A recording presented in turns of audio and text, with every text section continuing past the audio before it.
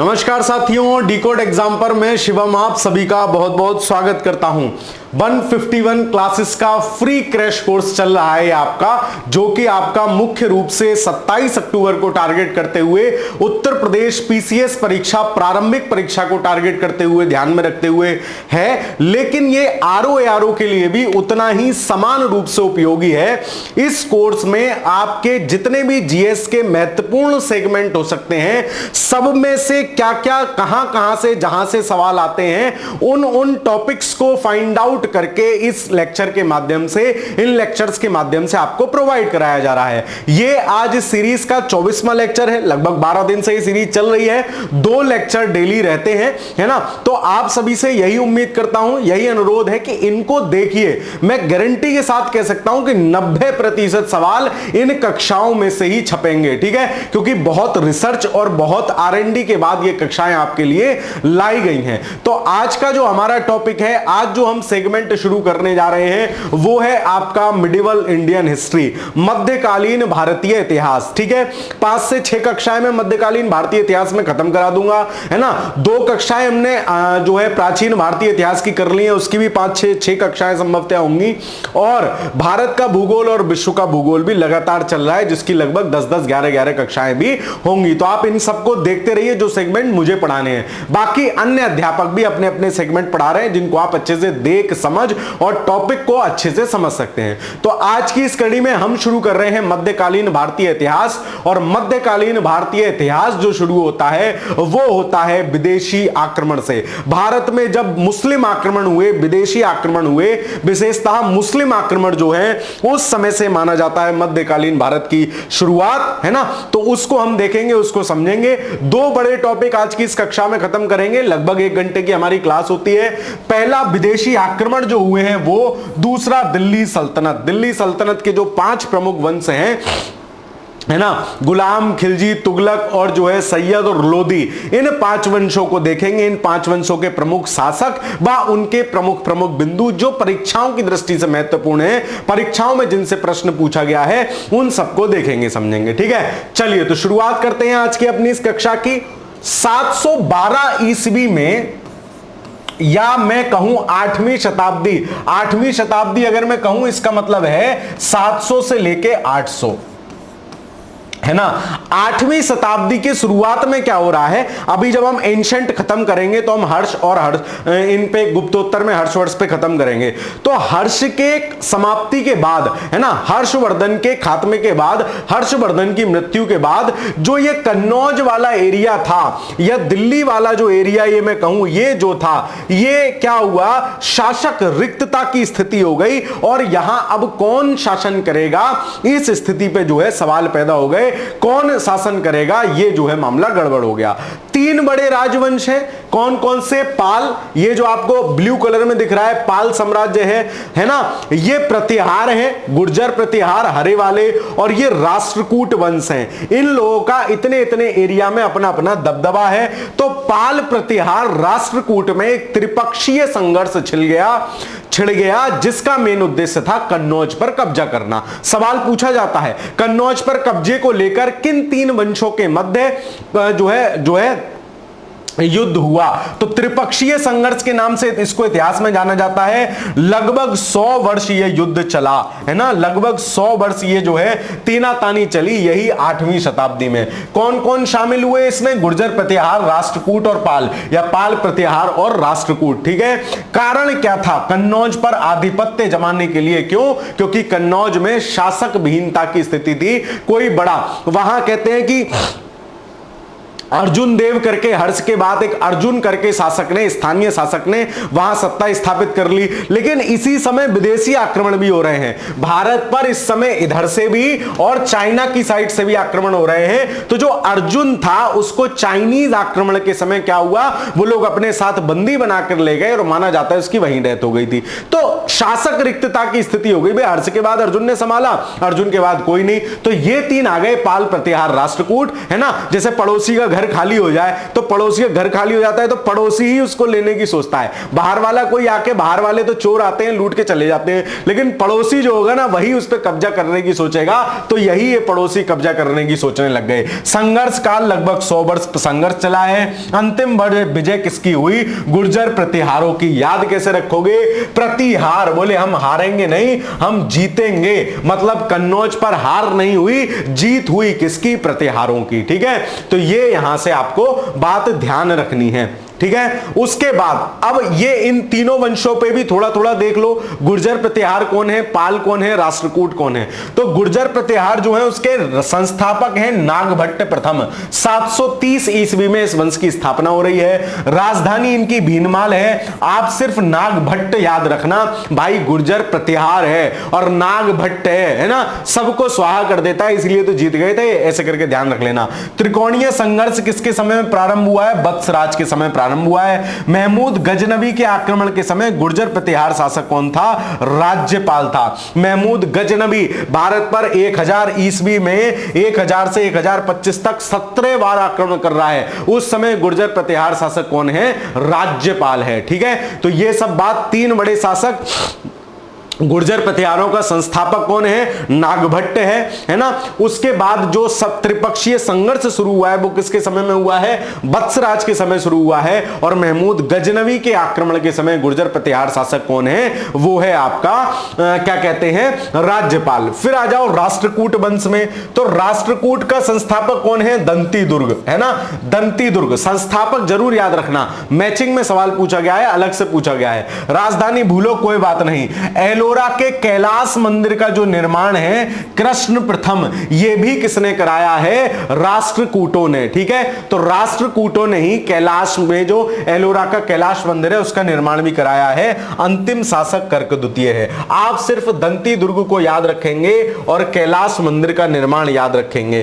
फिर पाल वंश, ये बंगाल की साइड वाला जो पूरा एरिया था पाल वंश के कब्जे में था। और पाल वंश का संस्थापक कौन है? गोपाल है। और विक्रमशिला विश्वविद्यालय, यह पूछा जाता है खूब, इसी वंश के शासक धर्मपाल ने विक्रमशिला की स्थापना की। न जाने कितनी बार यह सवाल पूछा गया है। पाल वंश का संस्थापक गोपाल और विक्रमशिला की स्थापना कर रहा है धर्मपाल। अंतिम शासक कौन है इनका? गोविंदपाल है। यहां से आपको एक फैक्ट ये, एक फैक्ट ये, यानी तीनों वंशों से दो दो तीन तीन फैक्ट याद रखने हैं। गुर्जर प्रतिहारों का संस्थापक कौन है? नागभट्ट है। और उसके बाद जो त्रिपक्षीय संघर्ष शुरू हो रहा है वो वत्सराज के समय शुरू हो रहा है। गजनवी के आक्रमण के समय राज्यपाल उनका शासक है। गुर्जर, इनके बाद राष्ट्रकूटों का जो संस्थापक है वो दंती दुर्ग है। और एलोरा के कैलाश मंदिर कृष्ण प्रथम राष्ट्रकूट वंश के शासक बनवा रहे हैं। फिर उसके बाद जो आ गए, तीसरा वंश आ गया पाल वंश। पाल वंश का संस्थापक है गोपाल। और जो पाल वंश के समय विक्रमशिला विश्वविद्यालय खूब पेपर में पूछा गया है, उसकी स्थापना कौन कर रहा है? धर्मपाल कर रहा है। तो ये 8वीं शताब्दी के आरंभ में भारत की राजनीतिक दशा थी। या 8वीं शताब्दी में भारत की राजनीतिक दशा थी कि त्रिपक्षीय संघर्ष चल रहा था, है ना। अब इसी समय आक्रमण होता है मोहम्मद बिन कासिम। ये है मोहम्मद बिन कासिम, जैसे कबूतर वबूतर उड़ाने वाले नहीं होते, ऐसा लग रहा है। मोहम्मद बिन कासिम, ठीक है। ये जो आप ग्रीन ग्रीन वाला एरिया देख रहे हो ना, ग्रीन ग्रीन वाला एरिया सिंधु के वेस्टर्न साइड में ये थे। लेकिन इन्होंने ये मुल्तान, ये रावर या सिंध है ना, इन पर आक्रमण किया यहां, और यहां जो है विभिन्न तरीके की चीजें की। तो मोहम्मद बिन कासिम 712 ईस्वी में भारत पर पहला सफल मुस्लिम आक्रमण कर रहा है। उससे पहले भी 2 आक्रमण हुए हैं। तो भारत पर सर्वप्रथम मुस्लिम आक्रमण 711 ईस्वी में उबैदुल्लाह के नेतृत्व में हुआ।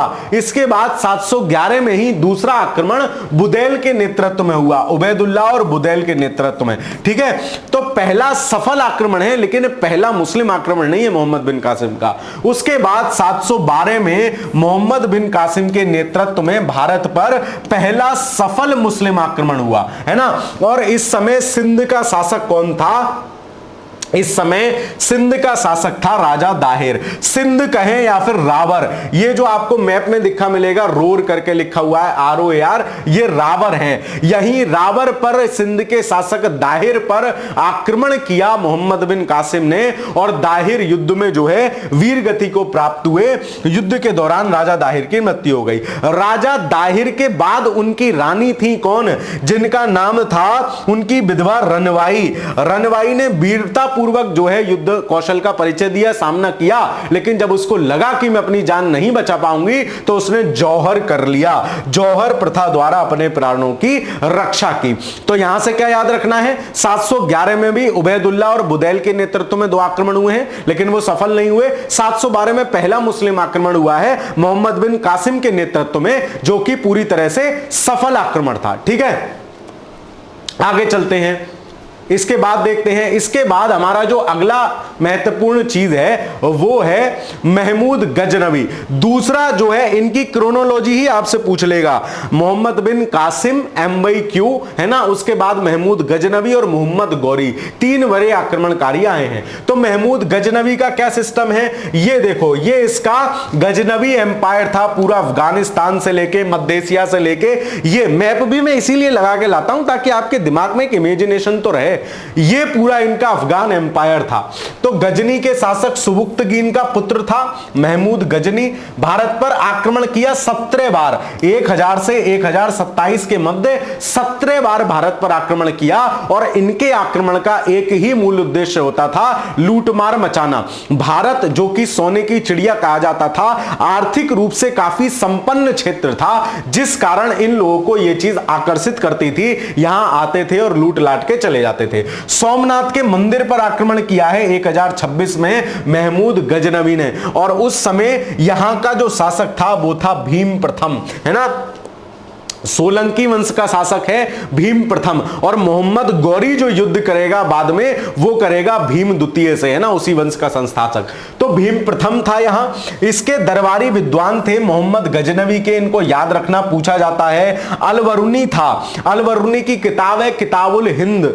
उतवी था, उतवी की किताब है किताबुल यामिनी। फिरदौसी था, फिरदौसी की किताब है शाहनामा। और बैहाकी था, जिसकी किताब है तारीख ए सुबुक्तगीन। क्यों? क्योंकि सुबुक्तगीन का पुत्र है।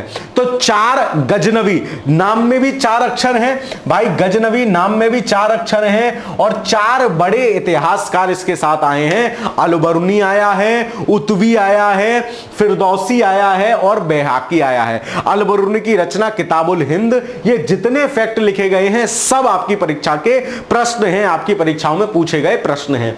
अलबरुनी की किताब किताबुल हिंद, फिरदौसी की किताब शाहनामा, उतबी की किताब किताबुल यामिनी, और बैहाकी की किताब तारीख एक सुबुक्तगीन। इन सब फैक्ट्स को आप याद रखोगे।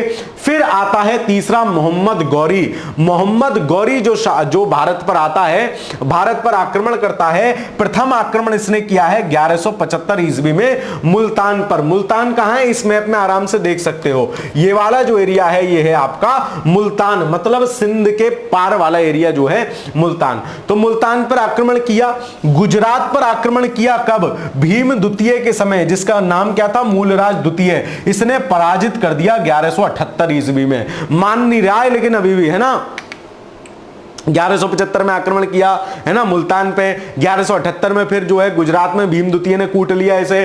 फिर उसके बाद नहीं माना, फिर तराइन का युद्ध हुआ पृथ्वीराज चौहान, है ना, पृथ्वीराज चौहान के नेतृत्व में, जो कि चौहान वंश के शासक थे, या पृथ्वीराज तृतीय भी लिखा मिलता है। पृथ्वीराज चौहान के समय तराइन के 2 युद्ध हुए हैं, 1191 1192। तराइन के प्रथम युद्ध ने पृथ्वीराज ने भी इसे कूट दिया, लेकिन क्योंकि पृथ्वीराज अपने प्रेम प्रसंगों में थोड़े से व्यस्त हो गए थे, है ना, जो जयचंद हैं उनकी पुत्री संयोगिता के साथ उनका जो है प्रकरण चल रहा था। बहुत महत्वपूर्ण शासक इस प्रेम प्रसंगों के चक्कर में निपटे हैं। तो इसलिए मूल उद्देश्य आपका प्रेम प्रसंग चलाना नहीं होना चाहिए, मूल उद्देश्य नौकरी पाना होना चाहिए। प्रेम प्रसंग अपने आप चल जाएगा। बात समझ में आ रही है? तो तराइन का प्रथम युद्ध जो है वो 1191 में हुआ है। पेट भर के ये सवाल आपसे पूछा जाता है। पृथ्वीराज चौहान विजयी हुए। तराइन का द्वितीय युद्ध जो है 1192 में हुआ है पृथ्वीराज चौहान से, जिसमें गौरी विजय हो गया। और इसमें मदद भी उस संयोगिता के पप्पा जयचंद ने की थी,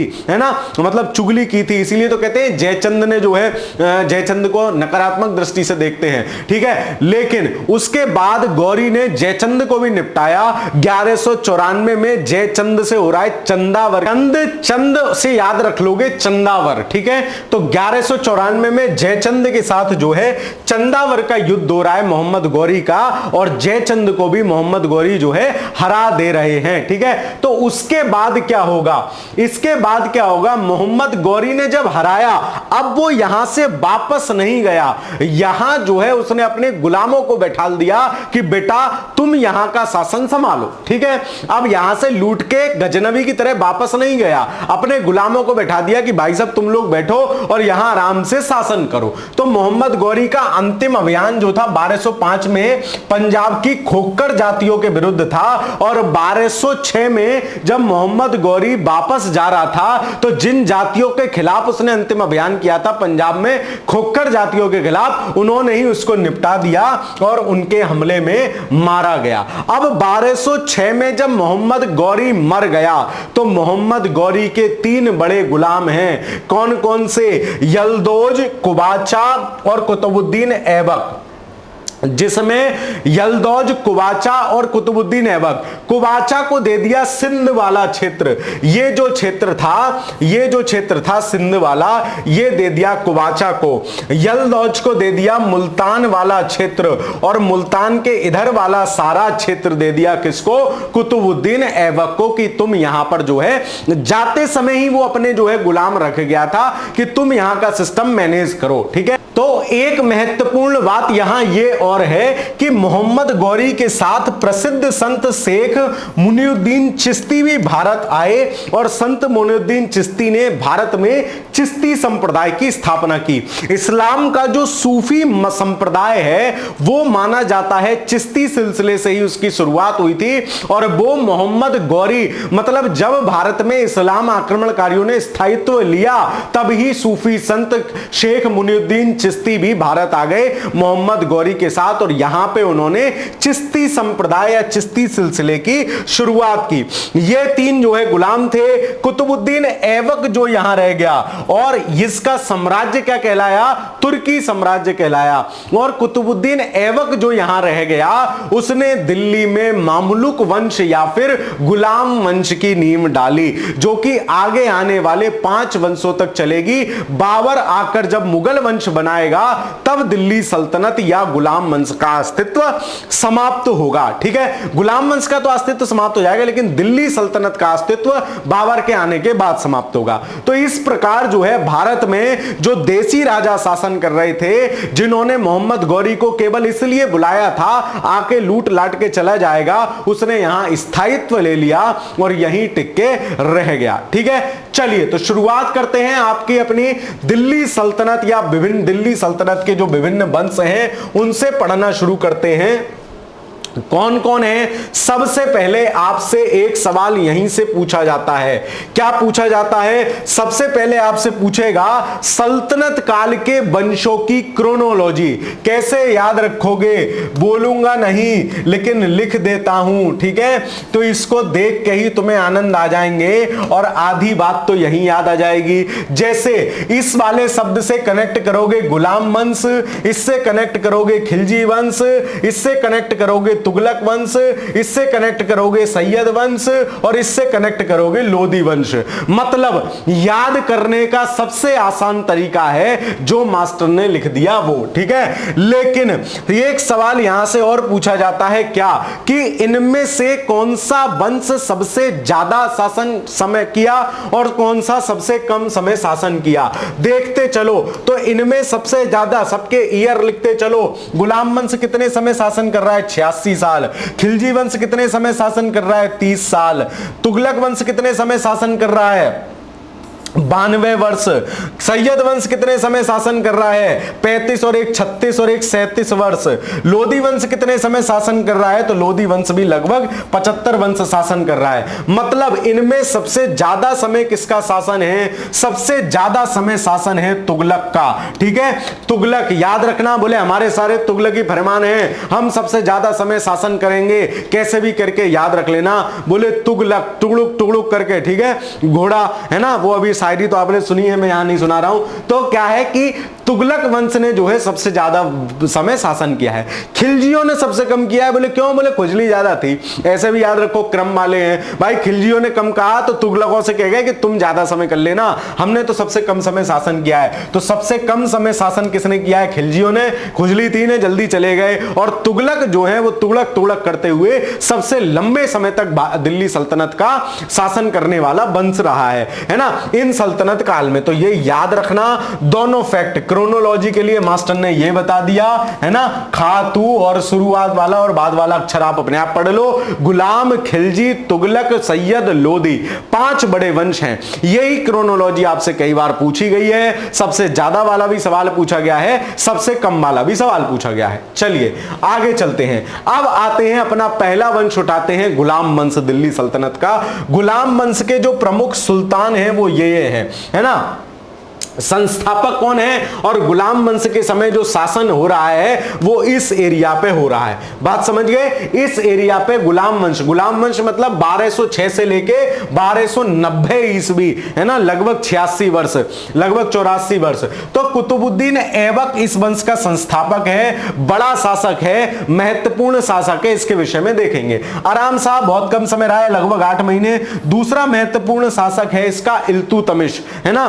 इल्तुतमिश के बाद रुकनुद्दीन फिरोज भी ऐसे ही 5-6 महीने रहा है। तीसरी महत्वपूर्ण शासक है रजिया, है ना। रजिया गुंडों में फंस गई, है ना, वास्तव में गुंडों ने निपटाया था उसे, गुंडों में फंस गई थी, है ना। उसके बाद जो महत्वपूर्ण शासक है वो है गयासुद्दीन बलबन, और उसके बाद लास्ट शासक कैकुकाबाद तथा क्यूमर्स, या क्यूमर्स मिलता है कहीं कहीं, कैकुकाबाद मिलता है। तो इन सब शासकों के बारे में देखेंगे, इन्होंने क्या क्या महत्वपूर्ण कार्य किए उसको भी समझेंगे। सबसे पहले बारी आती है कुतुबुद्दीन ऐबक की। तो ऐबक क्या है? मोहम्मद गौरी के जो 3 प्रमुख गुलाम थे, कुबाचा, यलदौज और कुतुबुद्दीन ऐबक। कुबाचा को दे दिया सिंध का क्षेत्र, यलदौज को दे दिया मुल्तान का क्षेत्र, और मोहम्मद कुतुबुद्दीन ऐबक को दे दिया बचा हुआ सारा क्षेत्र। तो कुतुबुद्दीन ऐबक क्या है? 1206 वंश में गुलाम वंश की स्थापना की। ठीक है, 1210 में ऐबक की मृत्यु हो गई। कैसे हो गई? चौगान या पोलो खेलते समय। यह सवाल भी पूछा जाता है, किस शासक की मृत्यु चौगान या पोलो खेलते समय हुई थी? तो चौगान या पोलो खेलते समय कौन निपटे हैं? कुतुबुद्दीन ऐबक निपटे हैं। लाख बख्श या कुरान खां के नाम से भी जाना जाता था। क्यों? क्योंकि लाखों का दान करने वाला था। लाख बख्श, बख्शने वाला, दान करने वाला। कुरान खां क्योंकि कुरान इसको कंठस्थ थी।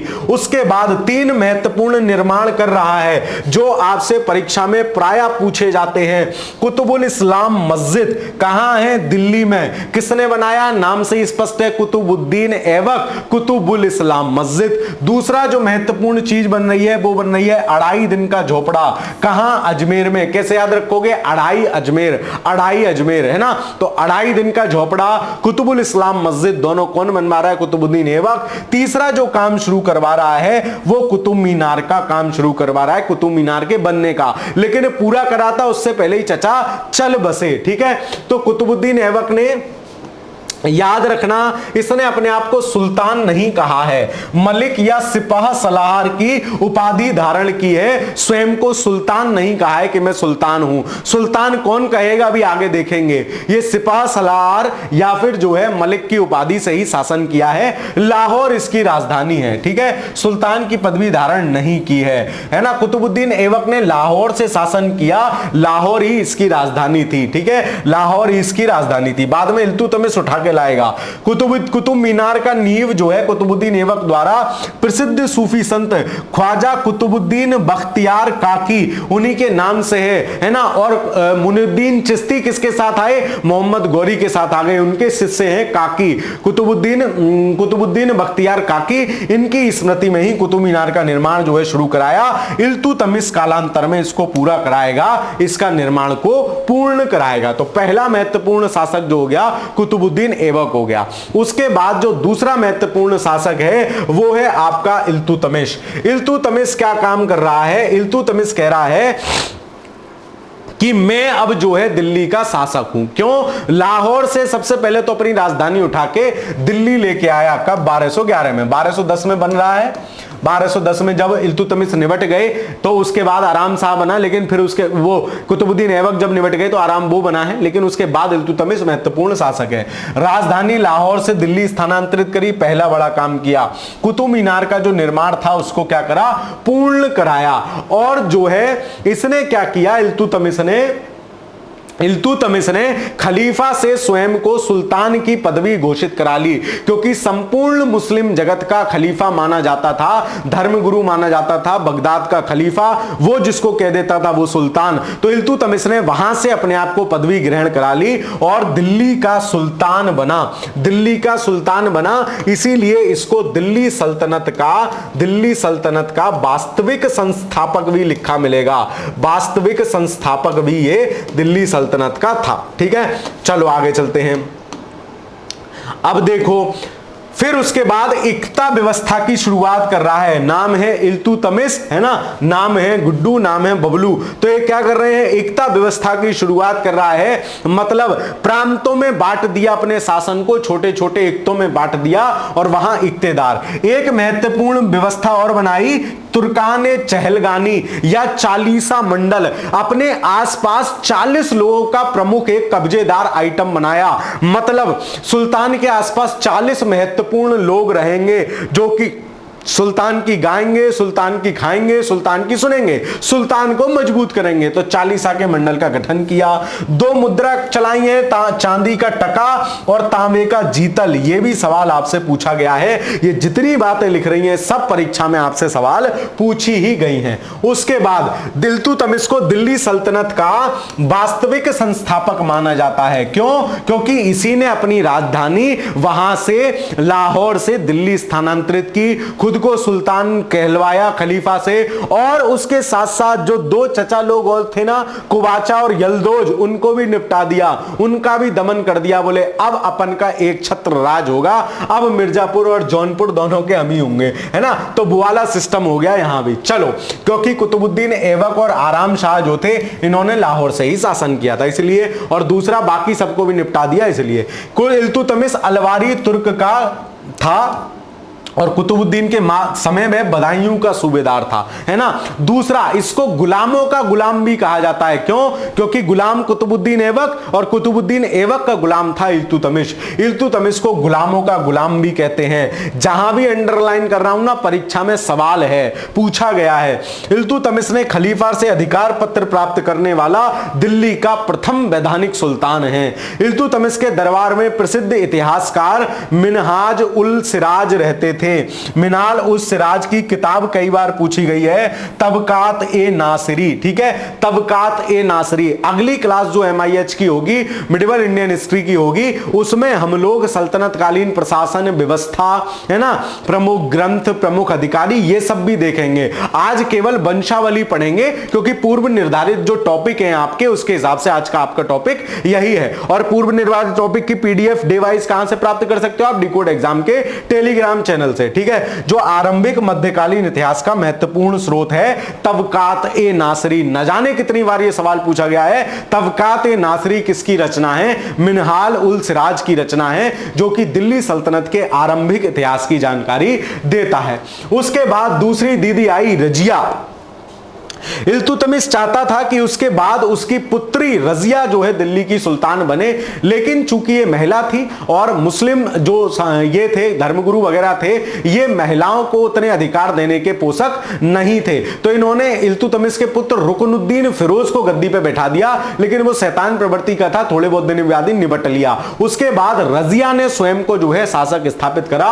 दिल्ली सल्तनत की पहली महिला शासिका है, दिल्ली की सुल्तान बनने वाली पहली भी है और एकमात्र भी है। इसके बाद आगे तक कोई महिला सुल्तान नहीं बनी, ठीक है। इल्तुतमिश की पुत्री है और उसकी उत्तराधिकारी इल्तुतमिश ने घोषित किया था।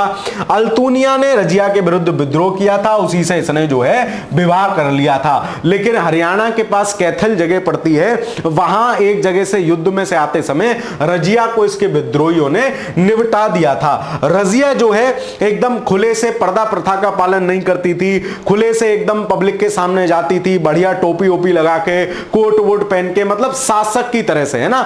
लेनपूल एक इतिहासकार हैं, वो लिखते हैं कि रजिया जो है अगर महिला ना होती तो दिल्ली सल्तनत की एक बेहतरीन शासिका होती, क्योंकि रजिया के पीछे लोग पहले से ही पड़े हुए थे। उसके शासक बनने के बाद, उसके सुल्तान बनने के बाद और भी बड़ी लॉबी उसके पीछे सक्रिय हो गई, जिस कारण रजिया को जो है निपटा दिया गया। इतिहास में केवल हम उसको इसी नाम से जानते हैं कि वो दिल्ली की प्रथम और एकमात्र महिला शासिका थी। चलिए अब आ जाते हैं बलबन पे। फिर गुलाम वंश का महत्वपूर्ण शासक है बलबन, इसके नाम में ही है बलबन मतलब बलवान। जो तुर्काने चहलगानी या चालीसा मंडल इल्तुतमिश ने बनाया था ना, उस चालीसा मंडल में से एक मेंबर ये भी था। कौन? बलबन। बलबन एक मेंबर ये भी था और इसने जो है क्या किया, वास्तविक नाम बहाउद्दीन है।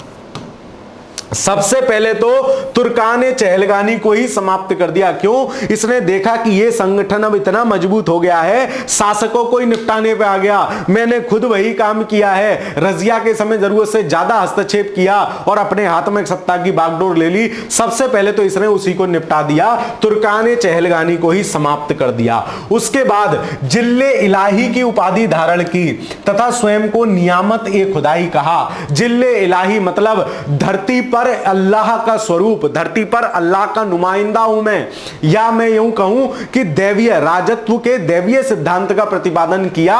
जिल्ले इलाही अपने नाम का कलमा पढ़वाया, मतलब ईश्वर जो है धरती पर उसका स्वरूप मैं ही हूं। ईरानी परंपरा सिजदा तथा पैबोस की शुरुआत की। भाई बलवान है तो बलवान है तो क्या करेगा, सिजदा और पैबोस प्रथा। सिजदा मतलब झुक के ऐसे करके झुक के नमस्कार करना, पैबोस मतलब दंडवत होके चरणों को चूमना।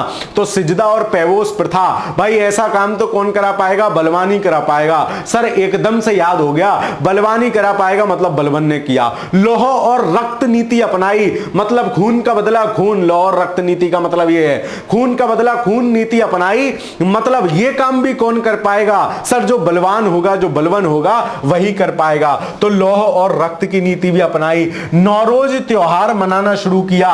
फारसी या ईरानी त्योहार है, पारसी या ईरानी त्योहार है नौरोज, उसको भी मनाना शुरू किया। किसने?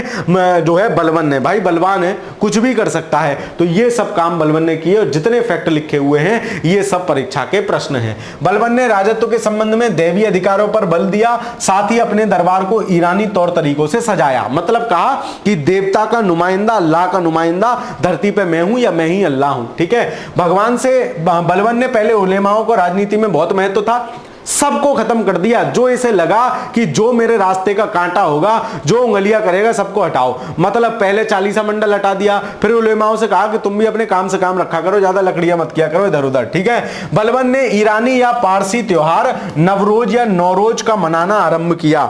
बलवान ने दीवान ए आरिज नामक व्यवस्थित सैन्य विभाग का गठन किया। याद कैसे रखोगे, बलवान है भाई, दीवाने आरिज, तो यहां से कनेक्ट करो आरी, और आरी किसके पास होगी, सर आरी होगी सेना के पास। तो व्यवस्थित सैन्य विभाग शुरू कर रहा है बलवान। बलवान द्वारा स्थापित गुप्तचर विभाग भी है, जिसका नाम क्या है, बरीद ए मुमालिक। यह भी सवाल पूछा गया है, बरीद ए मुमालिक, गुप्तचर विभाग बरीद ए मुमालिक। और इसका हेड कौन कहलाता था, बरीद कहलाता कहलाता था। तो बलबन जो है, बा से बलबन, बा से बरीद, ऐसे भी ध्यान रख सकते हो, बरीद ए मुमालिक। तो ये दो विभाग, दीवाने अर्ज या आरिज कहीं लिखा मिलेगा, दीवाने अर्ज लिखा मिलेगा, ये कौन स्थापित कर रहा है, और बरीद ए मुमालिक कौन स्थापित कर रहा है, बलबन स्थापित कर रहा है। एक सैन्य व्यवस्थित सैन्य विभाग है, दूसरा आपका जो है बरीद मतलब गुप्तचर विभाग है, यानी जो वो होते हैं अरे रॉ एजेंट टाइप, वही वाला सिस्टम है, ठीक है। और ये है आपके बलबन चाचा। आगे चलते हैं,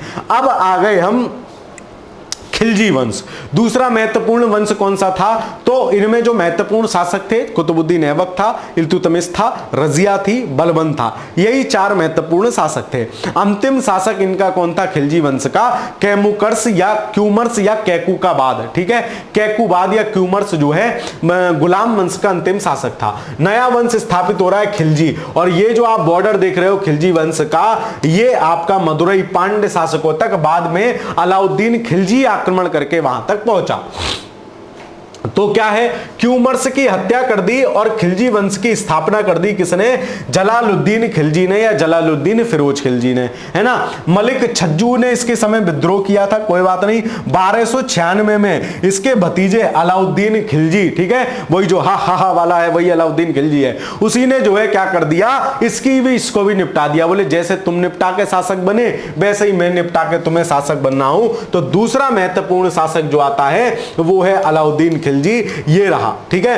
तो अलाउद्दीन खिलजी जो है इस वंश का, खिलजी वंश का महत्वपूर्ण शासक है। खिलजियों से संबंधित एक महत्वपूर्ण बात ये क्या है कि इन्होंने सबसे कम समय तक शासन किया है दिल्ली सल्तनत पर। अब इसने क्या करा, सिकंदर द्वितीय या सिकंदर सानी की उपाधि धारण करी। मतलब सिकंदर ने, जैसे सिकंदर को विश्व विजेता माना जाता है, सिकंदर ने पूरे सब जगह आसपास के क्षेत्रों में आक्रमण करके जीता, स्वयं भी ये भी यही लालसा रखता था, इसीलिए अपने साम्राज्य को काफी हद तक बढ़ाया है, बिल्कुल साउथ तक गया है। वो तो बीच में जो है एक प्रकरण इनका भी इश्कबाजी का फंस गया, जिस कारण मामला इनका भी खराब हो गया। मतलब बड़े बड़े शासक गए भाई इश्कबाजी में, ठीक है। दो उदाहरण तो हमने अभी देख लिए। आगे चलते हैं, अलाउद्दीन खिलजी, है ना, 20 साल शासन किया है, 1296 से लेकर 1316 तक।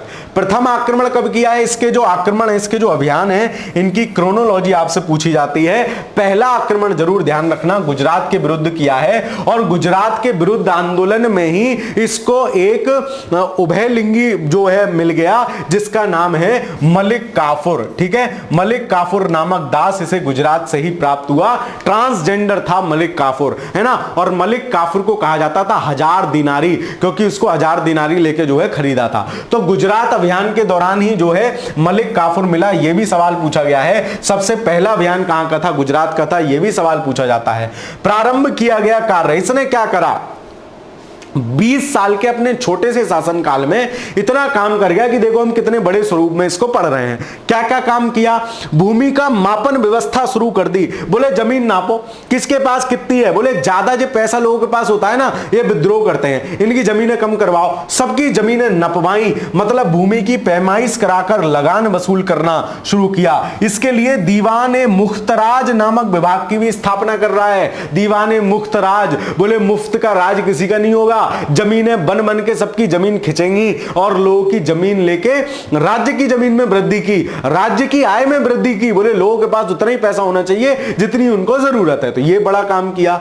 दूसरा क्या कर रहा है, बाजार नियंत्रण और मूल्य नियंत्रण की नीति लागू कर रहा है। इसने क्या किया, सैनिकों को जो एक स्थायी सेना रखनी शुरू की, स्थायी सेना रखनी शुरू की, स्थायी सेना रखनी शुरू कर रहा है, और सैनिकों को जो है नगद वेतन की व्यवस्था शुरू की, नगद वेतन देना शुरू किया।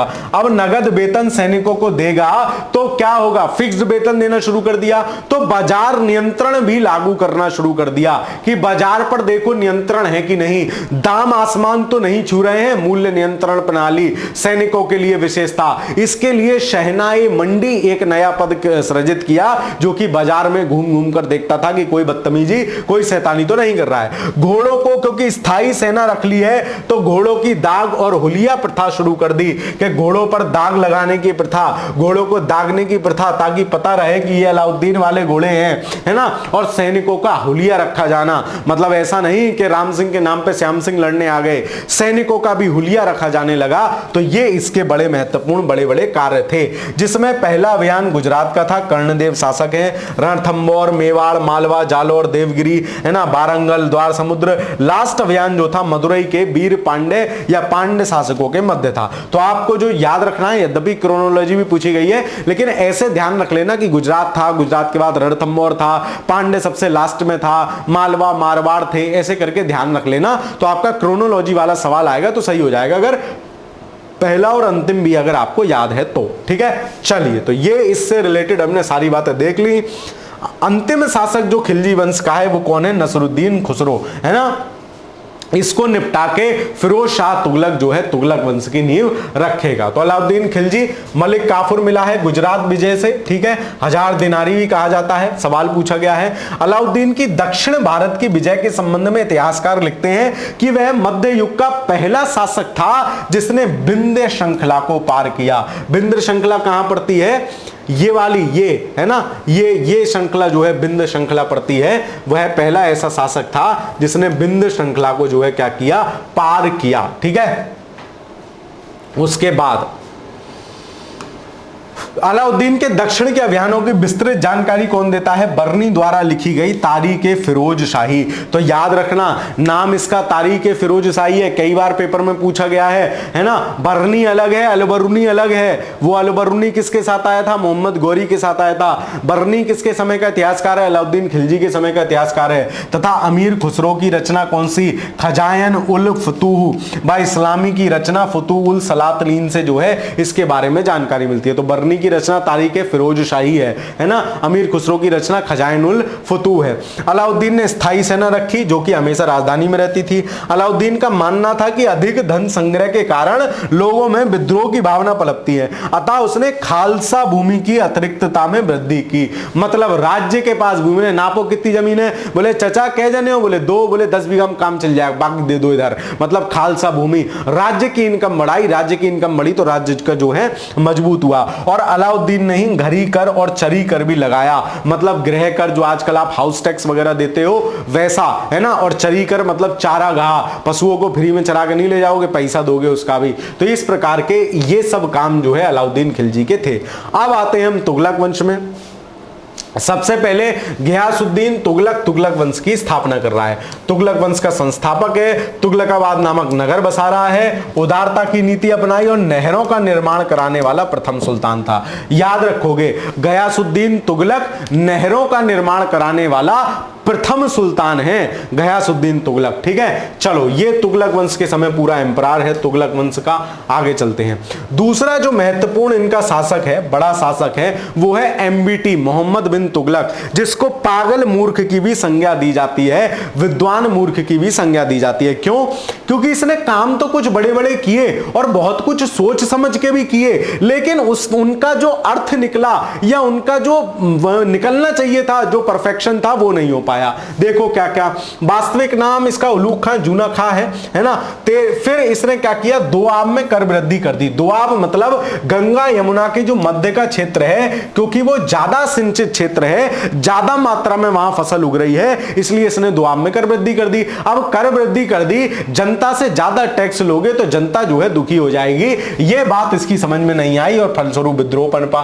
राजधानी दिल्ली से उठाकर देवगिरी दौलताबाद ले गया। कैसे? देखो, ये स्थान है दौलताबाद, है ना, ये स्थान है दौलताबाद, मान लो यहां ले गया दिल्ली से उठा के। क्यों? क्योंकि इस पे इधर से आक्रमण का भय था, है ना, इनसे आक्रमण का भय था। तो राजधानी को सुरक्षित स्थान पर ले जाने के लिए बीच में ले जाऊं राजधानी अपने क्षेत्र के, काम तो सूझबूझ तो बढ़िया है कि बढ़िया कार्यक्रम हो जाएगा, राजधानी सुरक्षित हो जाएगी। लेकिन बदतमीजी क्या हुई कि अपने साथ ही बोले सारे लोग चलो।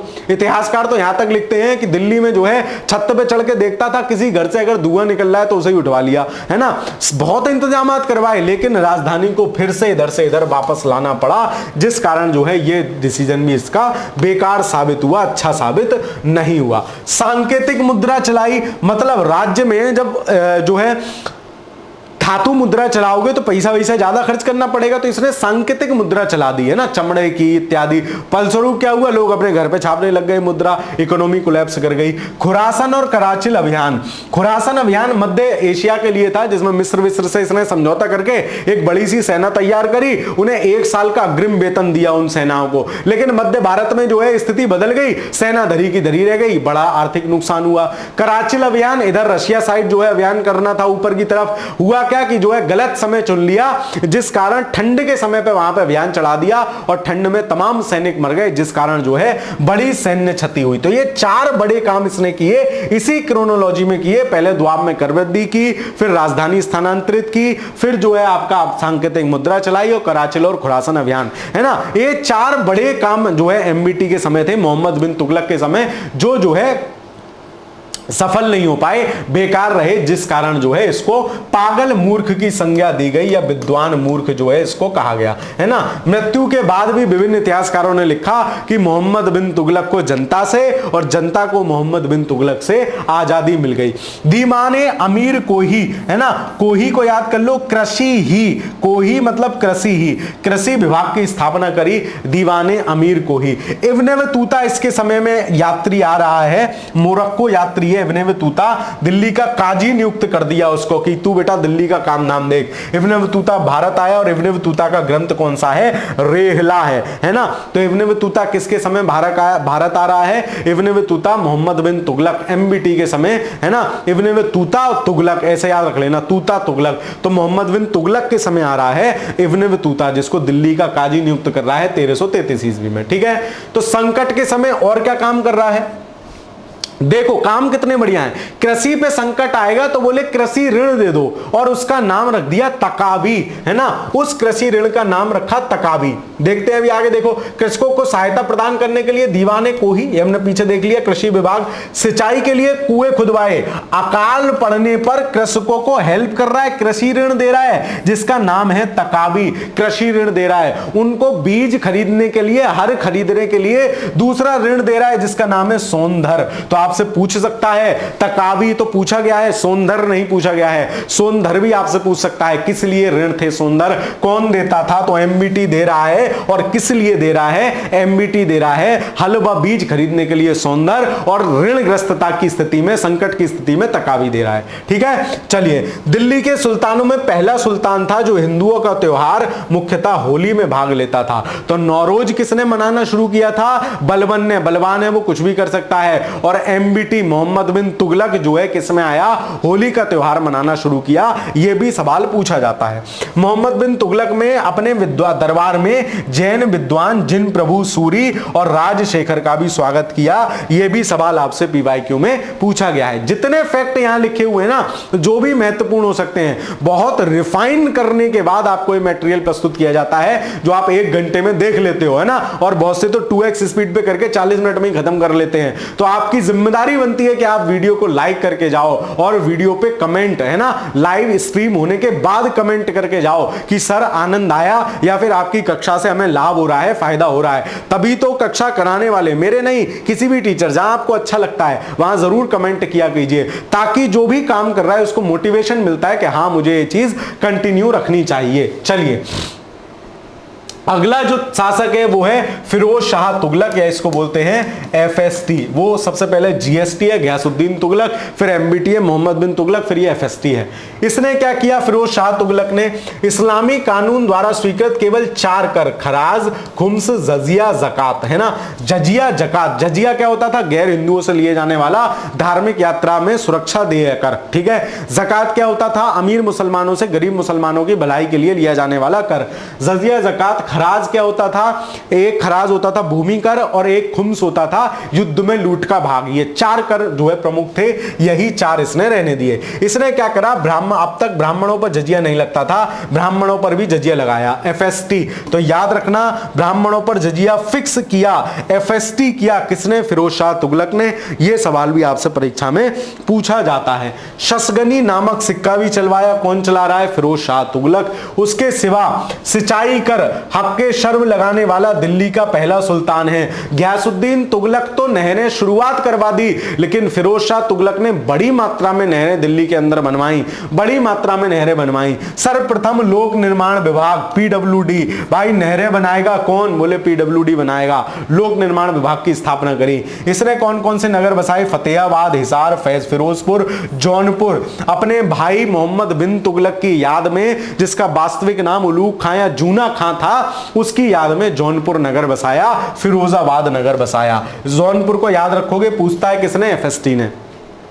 4 विभाग बना रहा है। दीवाने खैरात, मतलब जिसमें जो है गरीब लोगों को फ्री में जो है चीजें दी जा रही हैं, अनाज दिया जा रहा है, दीवाने खैरात। दारुल सफा, जिसमें जो है दारुल सफा में जो है गरीब लोगों का जो है मुफ्त इलाज किया जा रहा है, दारुल सफा। दीवाने बंदगान, इसको क्या था, इसको दासों का बहुत शौक है। फिरोज शाह तुगलक दास बहुत रखता था, बड़ी मात्रा में दास रखता था, दासों का शौक है फिरोज शाह तुगलक को। तो दीवाने बंदगान किसके लिए बना रहा है, दासों के लिए विभाग बना रहा है। 3 महत्वपूर्ण विभाग। तो इतना जो है फिरोज शाह तुगलक से महत्वपूर्ण है, जो आपकी परीक्षा में पूछा जाता है। ठीक है, फिर तुगलक वंश का अंतिम शासक है नसरुद्दीन महमूद। तुगलक वंश का अंतिम शासक, इसके शासनकाल में मलिक सरवर ने जौनपुर को जो है स्वतंत्र राज्य बनाया, और इसको जो है पूर्व का सिराज भी कहा जाता था, अपनी एजुकेशनल एरिया के चक्कर में जौनपुर। तो जौनपुर किसके समय में अलग हुआ है, रुकनुद्दीन फिरोज के समय अलग हुआ है,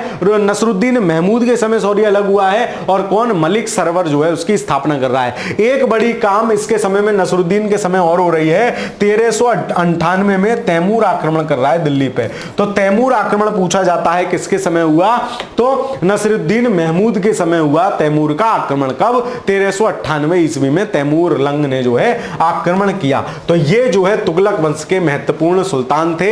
हमने गुलाम पढ़ लिया, खिलजी पढ़ लिया, तुगलक पढ़ लिया। सैयद वंश में ज्यादा कुछ है नहीं। सैयद वंश का संस्थापक आपसे पूछा जाता है कौन था, खिज्र खां था। और इस वंश का अंतिम शासक कौन था, अलाउद्दीन आलम शाह था, है ना। और ये बेसिकली कौन है, तो जो पीछे वाला शासक है ना, नसरुद्दीन महमूद। नसरुद्दीन महमूद को निपटाने के बाद, नसरुद्दीन महमूद को निपटाने के बाद खिज्र खां ने जो है सैयद वंश की नींव रखी है। और खिज्र खां कौन है, खिज्र खां तैमूर लंग का सेनापति है। याद रखना, तैमूर का आक्रमण 1398 न जाने कितनी बार पूछा गया है। तो तैमूर और 1398 है ना, उसने पूरे 99 निपटा दिए सब। तो तैमूर से 13 याद रखोगे, 13 याद रखोगे तो 98 अपने आप याद आ जाएगा।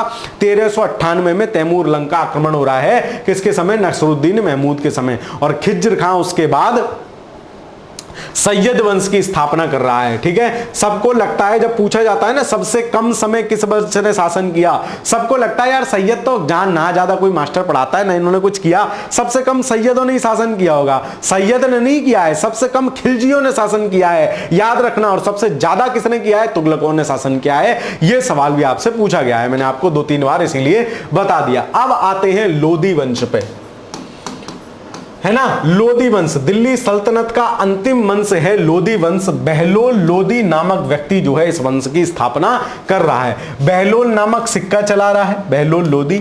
लोदी वंश का संस्थापक है। जौनपुर राज्य को जीतकर फिर से दिल्ली सल्तनत में मिला लिया। कौन सा जौनपुर, जो नसरुद्दीन महमूद के समय मलिक सरवर ने अलग जो है शासन बना लिया, अलग राज्य बना लिया, है ना, जो है नसरुद्दीन महमूद के समय। तो इसने जो इब्राहिम शाह सरकी था उससे निपट के जौनपुर को फिर से जो है राज्य में मिला लिया बहलोल लोदी ने। बहलोल लोदी सुल्तान बनने से पहले सरहिंद का सूबेदार है। सबसे बड़ी उपलब्धि वही जौनपुर के सरकी शासक हुसैन शाह, हुसैन शाह सरकी को हराकर जौनपुर को अपने साम्राज्य में मिला लेना इसकी सबसे बड़ी उपलब्धि थी। पूछा जाता है, ये दोनों बात पूछी जाती है, आपको दे देगा। जौनपुर के संबंध में निम्नलिखित कथनों में विचार कीजिए। जौनपुर की स्थापना मलिक सरवर ने तुगलक वंश के समय की। तो क्या करोगे, है ना, तो क्या करोगे, तुगलक वंश के समय की तो बात ठीक है ना, क्योंकि नसरुद्दीन महमूद के समय हो रही है। उसके बाद फिर कहेगा कि जो है जौनपुर को जो है पुनः इब्राहिम लोदी ने मिला लिया। सही कि गलत? गलत क्यों? क्योंकि बहलोल लोदी मिला रहा है जौनपुर को दोबारा हुसैन शाह को हराकर। बहलोल लोदी ने दिल्ली सल्तनत का प्रथम अफगान वंश, तो पूछा जाता है दिल्ली सल्तनत का प्रथम अफगान वंश कौन था, तो वो कौन सा था? बहलोल लोदी या लोदी वंश था। आगे चलते हैं, सिकंदर लोदी बड़ा शासक है। ये पूरी लोदी डायनेस्टी बिल्कुल सुकड़ के रह गई थी, है ना। इन्होंने ही, इनके चाचा ने ही जो बाबर को बुलाया कि भाई साहब आ जाओ, मामला बिल्कुल एकदम सपाट पड़ा है और आकर निपटा लो। उन्हें फिर लगा कि लूट के चले जाएंगे, लूट के नहीं गया इस बार। बाबर भी स्टेबल हो गया भारत में, वो भी खुद दुखी था, उसको भी अपना राज्य नहीं मिल रहा था। सिकंदर लोदी माना जाता है 1504 में आगरा शहर जो है सिकंदर लोदी ने बसाया। न जाने कितनी बार पूछा गया है। आगरा शहर और सिकंदर सानी की उपाधि या सिकंदर द्वितीय की उपाधि कौन धारण किए हुए था? अलाउद्दीन खिलजी, वही हा वाला। तो अलाउद्दीन खिलजी जो है कह रहा है कि मैं सिकंदर बनूंगा, दूसरा सिकंदर सानी, लेकिन मोहब्बत के चक्कर में निपट गया। पृथ्वीराज भी हमने देखा उसी चक्कर में निपट गया। 1192 तराइन का द्वितीय युद्ध। चलो आगे चलते हैं। फिर भूमि के पैमाइश के लिए गजे सिकंदरी जो है एक पैमाना चलवाया, है ना। और भूमि की पैमाइश शुरू कौन कर रहा था? अलाउद्दीन खिलजी। क्या बढ़ाया था उसने? जो क्या कहते हैं, जो राज्य वाली जमीन थी उसमें वृद्धि कर रहा था, उसको बढ़वाया था, है ना। यह गुलरूपी न उपनाम से कविताएं लिखता था। कहीं गुलरुखी भी लिखा मिलेगा, उस उपनाम से कविताएं लिखता था, कविताएं लिखने का शौकीन था। इसके काल में आयुर्वेदिक ग्रंथ का फारसी में अनुवाद कर गज ए सिकंदरी नाम से किया गया।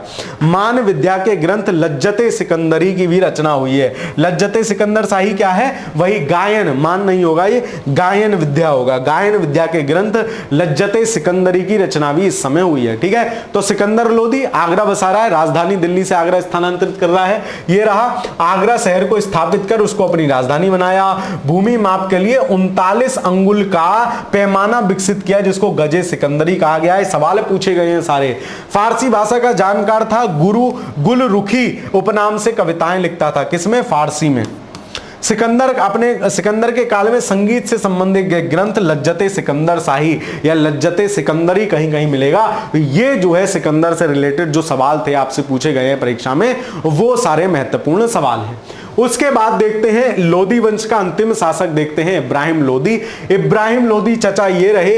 इनका क्या है कि दिल्ली सल्तनत का अंतिम शासक है लोदी वंश, और इब्राहिम लोदी अंतिम शासक है। वंश जो है अंतिम वंश है ना। इब्राहिम लोदी और राणा सांगा के बीच खतौली का युद्ध 1518 में हुआ। इसमें इब्राहिम लोदी हार गए और राणा सांगा भी चढ़ा हुआ है। भाई राणा सांगा भी बाबर को बुला रहे हैं। इनके चाचा महमूद खान लोदी भी बुला रहे हैं कि बोले आ जाओ, लूट लाट के चले जाओ। उनको लग रहा है मामला हल्का पड़ जाएगा, मैं हमला कर दूंगा। राणा सांगा को भी यही लग रहा है मामला हल्का पड़ जाएगा, हम हमला कर देंगे, दिल्ली सल्तनत पर कब्जा कर लेंगे। लेकिन बाबर आया और यही टिक गया। तो इब्राहिम लोदी और बाबर के बीच में युद्ध हो रहा है। कौन सा? पानीपत का प्रथम युद्ध 1526 ईस्वी में, जिसमें बाबर विजयी हो रहा है। मुगल वंश पढ़ेंगे तो इसको डिटेल में पढ़ेंगे अगली कक्षा में। पानीपत के प्रथम युद्ध में इब्राहिम लोदी पराजित हुआ और मारा गया। इस प्रकार लोदी वंश का अंत हो गया और भारत में एक नया वंश आया। तो इब्राहिम लोदी मध्य भारत का एकमात्र सुल्तान था जो युद्ध भूमि में मारा गया। याद रखोगे, ये सवाल पूछा नहीं गया है, अच्छा स्टेटमेंट है। मध्यकालीन भारत का एकमात्र सुल्तान या ये दिल्ली सल्तनत का एकमात्र सुल्तान जो युद्ध भूमि में मारा गया, वो है आपका इब्राहिम लोदी। इब्राहिम लोदी की मृत्यु के पश्चात ही दिल्ली में सल्तनत काल का भी अंत हो गया और दिल्ली पर एक नए राजवंश, मुगल राजवंश की स्थापना हुई, जो कौन कर रहा है? बाबर। तो इस तरीके से आपने पूरा भारत पर विदेशी आक्रमण कब कब हुआ और उसके बाद जो भारत पर वंश बने, मतलब दिल्ली सल्तनत के 5 बड़े वंश जो बने, उनको आपने पढ़ लिया, समझ लिया, देख लिया। अब एक बार फटाफट से रिवाइज कर लेते हैं आने वाले 5 से 7 मिनट में, ताकि जो इंपॉर्टेंट फैक्ट है वो एक बार दोबारा से रिकॉल हो जाए, ठीक है। तो 8वीं शताब्दी की स्थिति क्या है? त्रिपक्षीय संघर्ष चल रहा है। किनमें? पाल प्रतिहार राष्ट्रकूटों में। पाल प्रतिहार राष्ट्रकूटों में 100 वर्षों तक संघर्ष चला है, जिसमें कौन जीत गए? प्रतिहार जीत गए। बोले हम हारते नहीं, हम जीतते हैं। प्रतिहार कौन है? प्रतिहार वंश का संस्थापक है नागभट्ट प्रथम, है ना। और जो वत्स राज है उसके समय पर जो है त्रिपक्षीय संघर्ष शुरू हो रहा है। और इस वंश का एक और महत्वपूर्ण शासक है राज्यपाल, जब महमूद गजनवी ने आक्रमण किया, ठीक है। राष्ट्रकूट वंश का संस्थापक है दंती दुर्ग।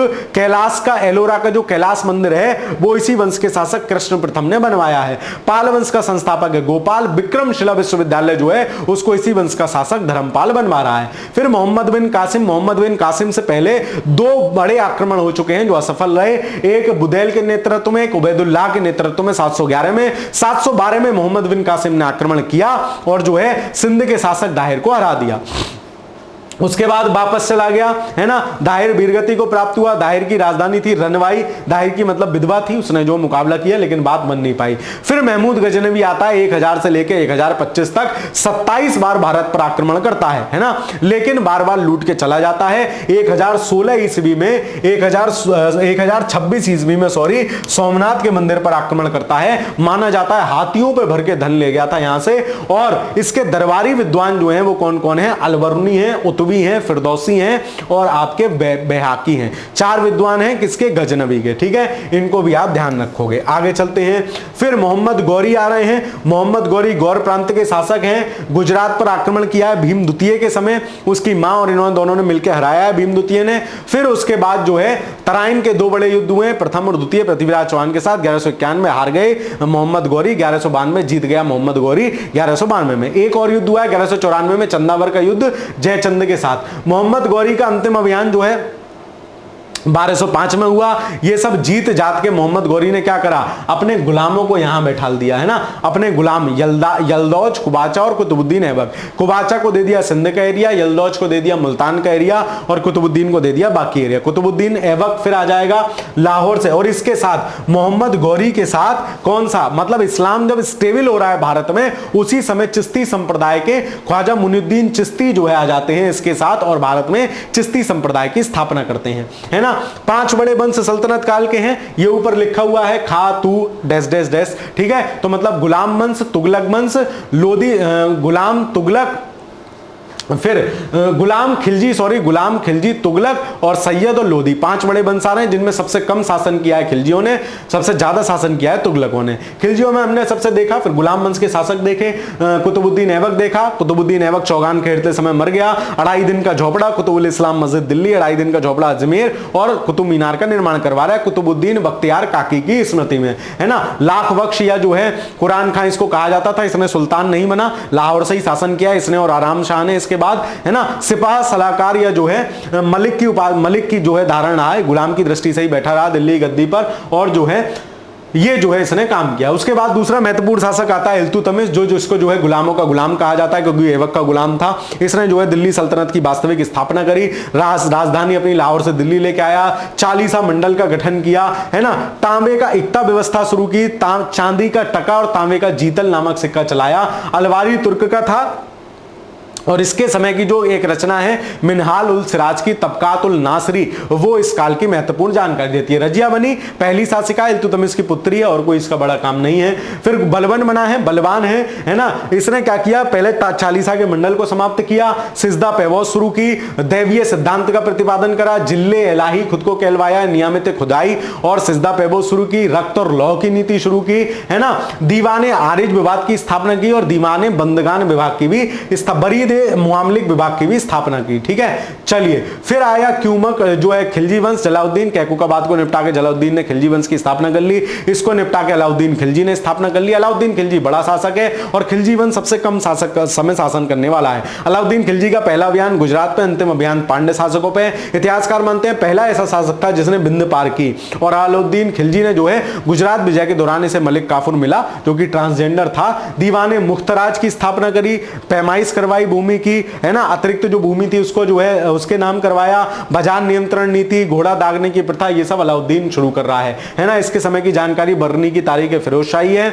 अमीर खुसरो की फुतुहातुल खजाइनुल फुतुहात है। ठीक है, फिर आगे तुगलक वंश में गयासुद्दीन तुगलक ने स्थापना कर रहा है। तुगलक वंश की महत्वपूर्ण शासक है मोहम्मद बिन तुगलक, जिसे उलूग खां कहते थे। 4 बड़े काम मोहम्मद बिन तुगलक कर रहा है। दुआब में करवृद्धि कर रहा है, राजधानी स्थानांतरित कर रहा है, उसके बाद जो है सांकेतिक मुद्रा चला रहा है, खुरासन कराचिल अभियान कर रहा है। इब्ने बतूता महत्वपूर्ण बात है, इसी के समय आया, दीवाने अमीर को ही विभाग इसने बनाया। मोहम्मद बिन तुगलक का ये काम हो गया। फिर फिरोज तुगलक है, लोक निर्माण विभाग बनवा रहा है, हक के शर्व सिंचाई पर कर लगा रहा है, क्योंकि मैक्सिमम जो है नहरें इसने बनवाई। जजिया जकात खराज खुम्स 4 जो है कर लगा रहा है। ब्राह्मणों पर भी जजिया इसने लगा दिया। दीवाने खैरात, दारुल शफा और दीवाने बंदगान इसने शुरू करा। क्यों? क्योंकि इसे सबसे ज्यादा दासों का शौक था। उसके बाद नसीरुद्दीन महमूद आखिरी शासक है। इसके समय एक बात याद रखनी है, तैमूर का आक्रमण हुआ 1398 में। तैमूर का ही सेनापति है खिज्र खां, सैयद वंश को स्थापना कर रहा है। ज्यादा समय नहीं चला, कोई महत्वपूर्ण काम नहीं किया। सैयद वंश के बाद इब्राहिम लोदी जो है, बहलोल लोदी जो है लोदी वंश की स्थापना कर रहा है।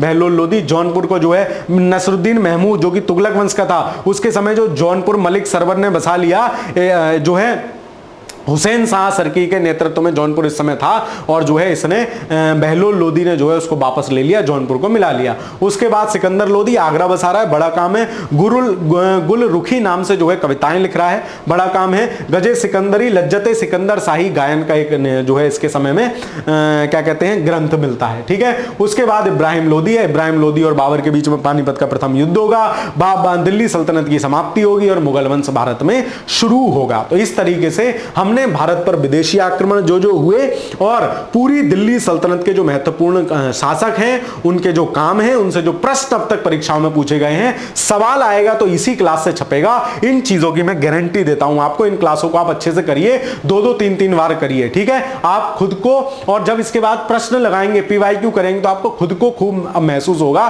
कि ये हुई ना बात। ठीक है, चलिए, तो आपको एक कक्षा कैसी लगी जरूर बताते चलिएगा, कमेंट जरूर किया कीजिए, है ना। बाकी अपनी इस क्लास को, जो ये कक्षा है, इसको अपने दोस्त, सखा, मित्र मंडली, सहेली सबके साथ साझा कर दीजिएगा। चैनल पर नए हो तो चैनल को सब्सक्राइब जरूर कर लीजिएगा। मिलता हूं आपसे फिर किसी अगली ऐसी बढ़िया सी वीडियो में, तब तक के लिए पढ़ते रहिए, खुश रहिए, धन्यवाद।